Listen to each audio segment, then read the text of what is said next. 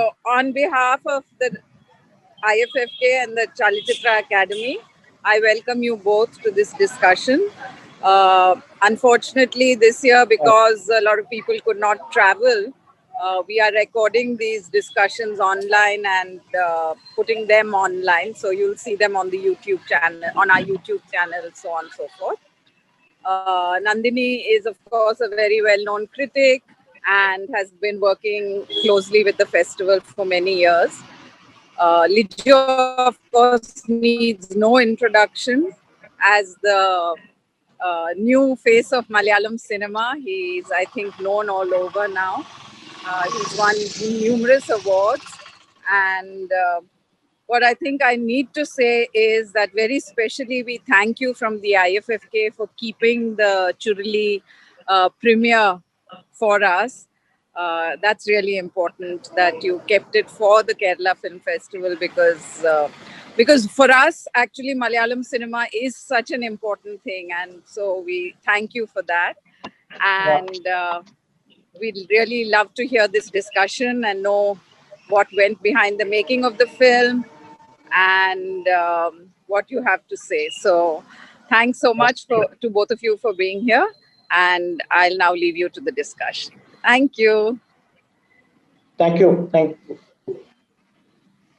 you, Beena.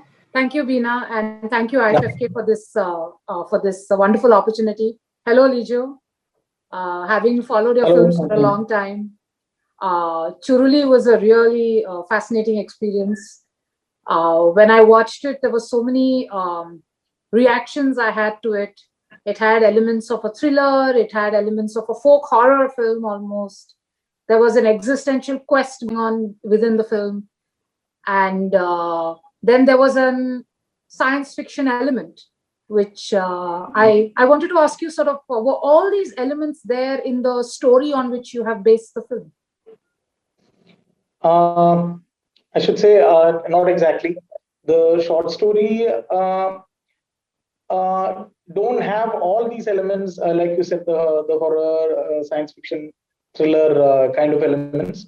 But it was more of a existential issue discussed in the story, like two policemen chasing a convict in loose, and finally they end up doing the same kind of crimes which the convict has committed.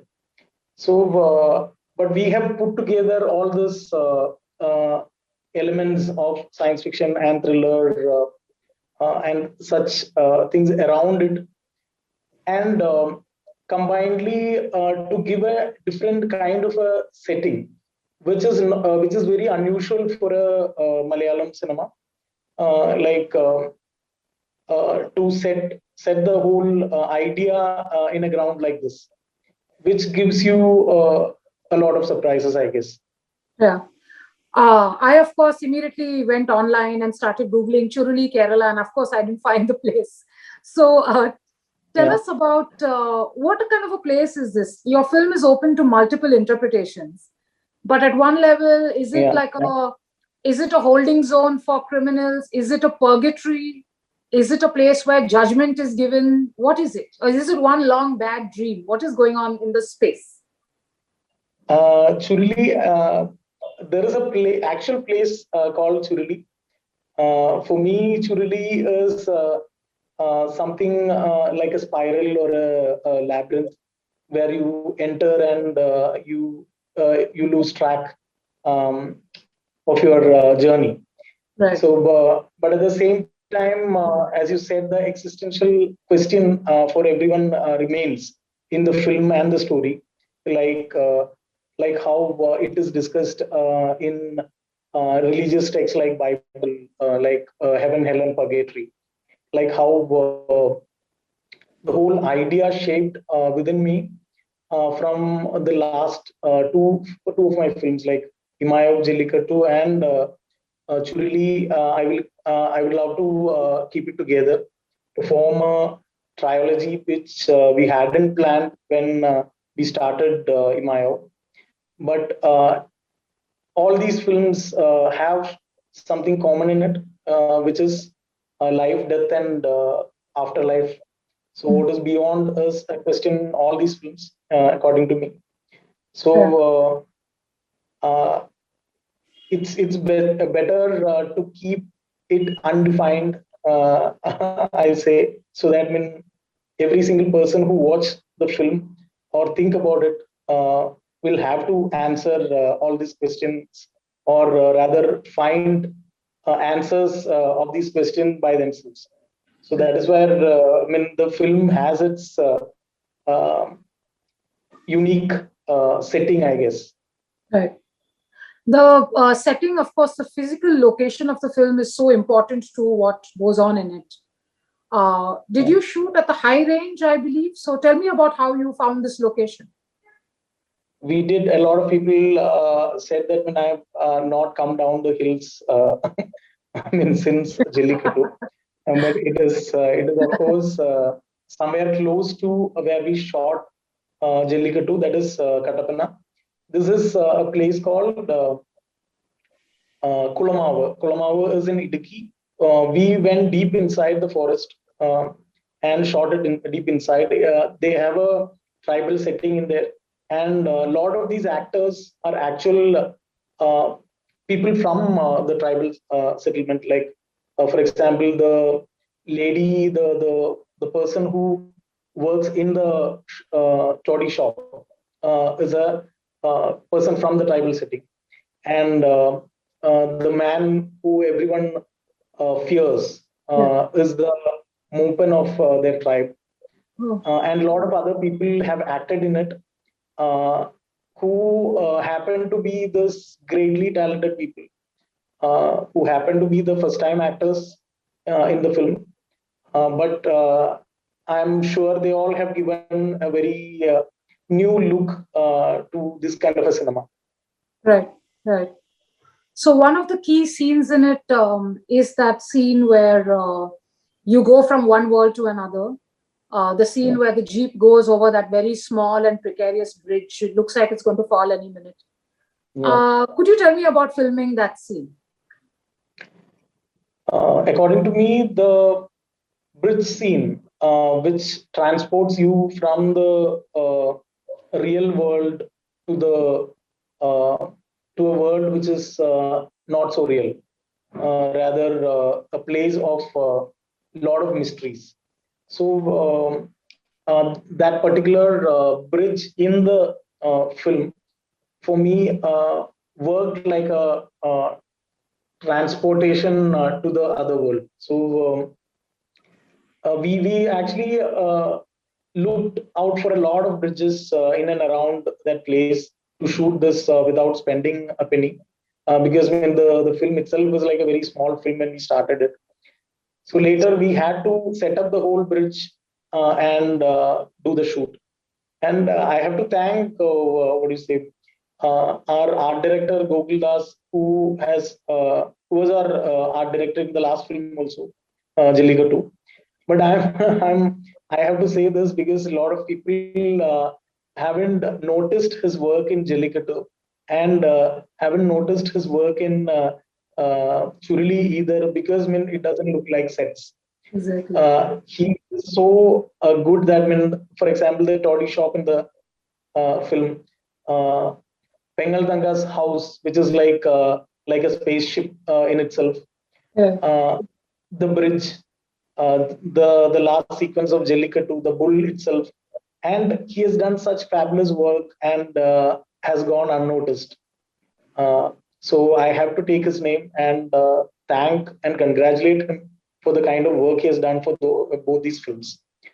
So talking about the bridge, I would say we took only 3 or 4 hours to shoot it, because of the fight master, Jolly master, and the guy who played the driver, who himself was a stunt artist. Artist as in he does a bit of stunts. So he drove it himself when we did that. And I had to attend a function that evening in Trivandrum, so I had to leave by around 2 o'clock that day. So Yeah, that's about the bridge. And the bridge is no more because we had to take it off because we made it over a stream, which is there. Right. Right. Amazing. Tell us about the kind of visual ideas you discussed with Madhu Nilakandan. Just not only in terms of the lighting, but also in terms of the kind of framing, because there are many shots that are long, long takes, uninterrupted takes, a lot of fluid camera movement, and the kind of lenses that you've used in this.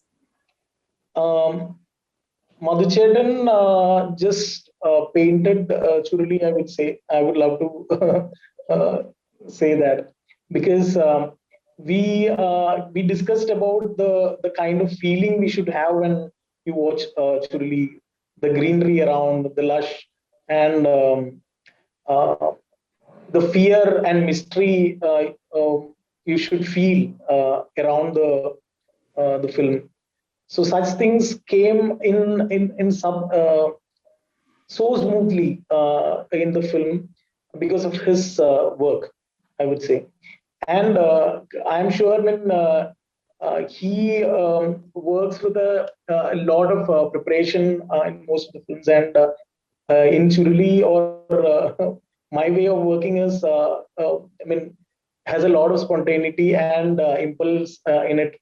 So we matched it we found a balance by the end of the film, and I'm sure 18, 19 days bringing all this out, and most of our night sequences also, I would say we shot it somewhere in the middle of night and day, and made it look that clean.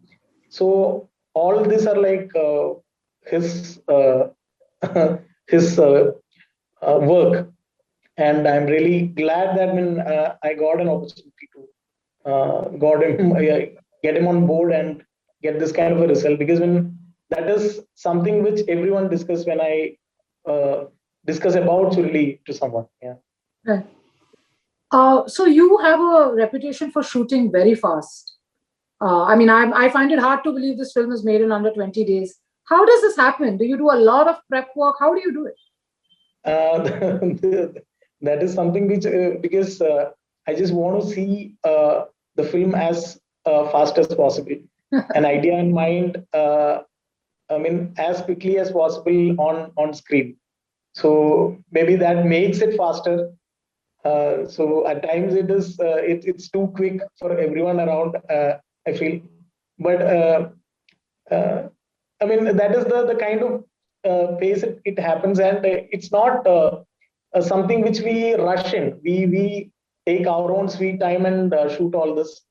It is just that when we get enough of our material, we stop. We don't just overshoot things.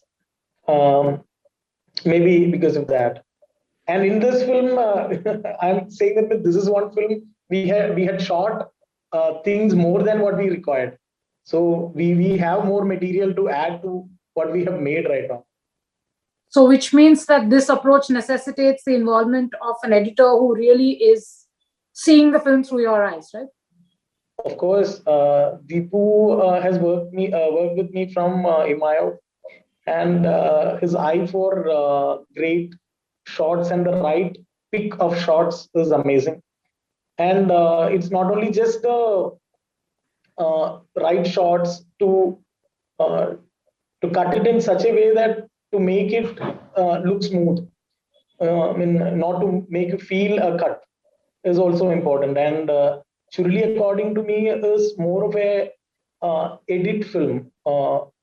Then, I mean, see, we had the line of the film, we had the screenplay, but I mean, we did a lot of jumbled up play in the actual edit table, which gave us endless possibilities for the film. And I'm sure that when every time when we go back to the rushes, we can make a new possibility. So there can be versions of Churuli with different endings, different openings. Of course, when I'm sure I'll put it out in the open at some point and ask everyone to make a version of Churuli, like a Rubik's cube, which is like. So, with this kind of mixture of improvisation and choreography that you have in your films, how do you handle your actors? Since so many of them are non-professionals and many of them are professionals, so how do you handle them? All I do is not to make them feel that they're doing the toughest job on earth. I mean, just to make them feel comfortable and I give a lot of freedom for the actors when they perform. I don't tie them up in a line and make them move according to my tune. It is more of their way of putting it across, but I just need the communication right. So it makes them more comfortable, I guess. And uh, it's very intuitional and uh, on the spot kind of improvisations. What happens? It comes from them. It comes from everyone around. It comes from each and every person around, actually. So I mean, it's a combined effort. I mean, to make each person perform in a certain way, which fits the kind of film it is. So, coming back to Churuli, excuse me, was there any particular scene where this approach that you just spoke about? Can you give an example, perhaps, of any scene where this happens? For example, see the sequence when Joju appears in Churuli. So that was a very important sequence where so we just decided to go haywire with everyone abusing each other. And it so happened that when it was just like everyone exploding themselves with words. So it so happened that when I had to like put a little control in the film itself, that when I had to create a sounding for the entire sequence and a few sequences where the verbal diarrhea, I would say, was too much. So, but when on the go, we found a language in itself, which I called Churulalam. So, you should patent it. I'm bettering it. I mean, I would say that by the time it releases in theater, it will shape into a very interesting language sound. Yeah. So I heard a lot of indifferences from people that when I mean the sounding is not right in places, but I'm working on it. Yeah. Right. By the time it release, it'll definitely sound like a language. Right. One, of course, very interesting element in it, without giving too much of the film away for people who haven't seen it yet, is this science fiction element. You know, there is fantasy and there are nightmares, and then it goes into some completely other zone, almost like watching Repo Man, you know, Alex Cox's Repo Man or something. There's suddenly this moment that transports you. Why did you want that element in this film? See, for me, this one genre, like thriller, horror, science fiction, I mean, all these had always excited me as a filmmaker. And I mean, whenever I neared making a horror or science fiction, I was not excited with the whole idea. So all I thought was, when if I make something in that zone, when it needs to be set in the native. At the same time, it should have these elements around, which is more atmospheric and not just giving jump scares. So that should remain with the audience as a sound, as a visual, as a thought for a long time. So it should come in their dreams as a place and a sound. So we have picked such interesting sounds and visuals and like very key settings we have played little overboard with the kind of idea it was. And so that was just to give people more space to think and go weird about their idea on the film. Yeah. Right. So some of the critiques of the film have talked about the fact that Churuli is using elements that we've already seen in Imayu and Jallikattu. You did mention a sort of trilogy, but have you heard this also, that you are getting repetitive? Yeah, like I said, I mean, it was without my knowledge, I would say. I mean, see it for me. I mean, I'm just seeing it shaped into a one piece with a lot of these small elements around it. So if they found it the setting similar, I'm happy, I would say, because when it works better as a trilogy. And yeah, of course, I mean, maybe I have to move out of this trilogy and start a new trilogy or start a new film altogether. Right. Yeah, that is definitely happening.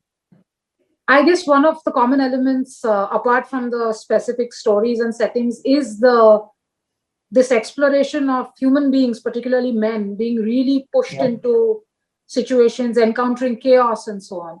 You deal with masculinity in very interesting ways in the film. How would you comment on the way you deal with male characters?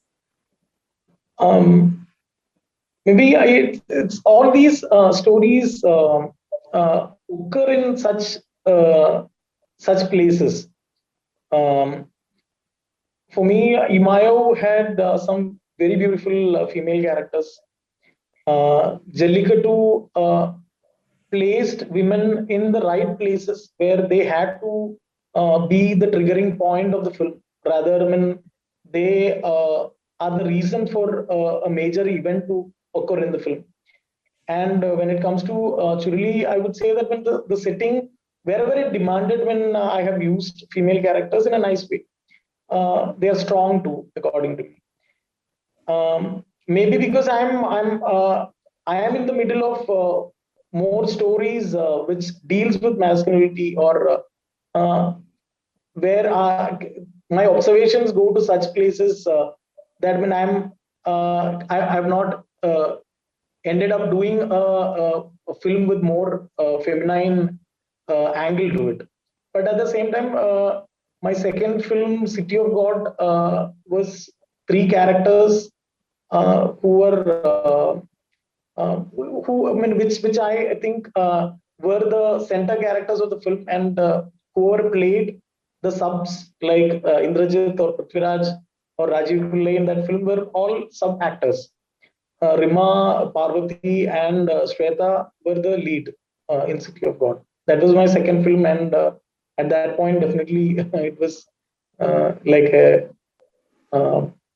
very strong decision, according to me, for my career as a second film. So, yeah, of course, if someone has a great, amazing story which can really explore the feminine side, or when to explore something very unique about their angle, I would definitely take a look at it. What would you say in your career? You've made so many films and different ones. For you personally, what did you recognize as a clear turning point? Because there is a point at which you knew, okay, this is it, and things have changed for me forever. That's I would say Angamali Diaries. It was that's only the reason, because when just before Angamali Diaries, the film which I did still remains my favorite, which is Double Barrel. So after that, after the failure of Double Barrel, that happened to be the biggest flop of that year, which had all the stars in our cinema. So I decided to go all the way to make something which is very basic, which had all the elements as basic elements. And it was written by Chamban. It was more of events from Angamali, his hometown. So there was a lot of, I would say, fresh energy which came to me in that film. There was all the things what we did about Angamali Diaries were experiments. Like it had all the actors as freshers. It had a different way of putting across a narrative, and it was such like energy charged film to come in front of the audience. At the same time, it wasn't that very easy pleasing kind of a genre we tried. Yeah. So that really gave me the confidence that when I can make a film with the basic necessities, and it was very important for me. Otherwise, I would have stopped film making with that film if it hadn't worked. But for me, Imayo remains very close to my heart, kind of a film, because according to me, that is the only film uh, which makes me emotional when I watch it. Maybe a lot of personal reasons behind it, but I mean, that's one film. I mean, after the film, I still have that feeling in my head when I hardly watch my films. The only film I go back to is mostly Double Barrel, just for the fun sake of it. Yeah. Right. You mentioned this that if Angamali hadn't worked, you might have considered giving up a career in filmmaking. For non-Malayali viewers like myself, we marvel at the kind of films that come out of Kerala, especially over the last few years, which seem to combine the filmmaker's vision, the team's vision, along with elements that connect with viewers. For a non-Malayali person who's following your state cinema, how this says a lot about how evolved the audiences also are, right? Are they really willing to take risks and punts on all kinds of films? I should say, I mean, the outlook of the filmmakers and the producers and the film fraternity itself has changed drastically because of the kind of film movement happened all around the world. Say, and according to me, now it's much more easier to reach a film. Like, say, if your favorite filmmaker is making a film in Spain, you can reach that film in no time.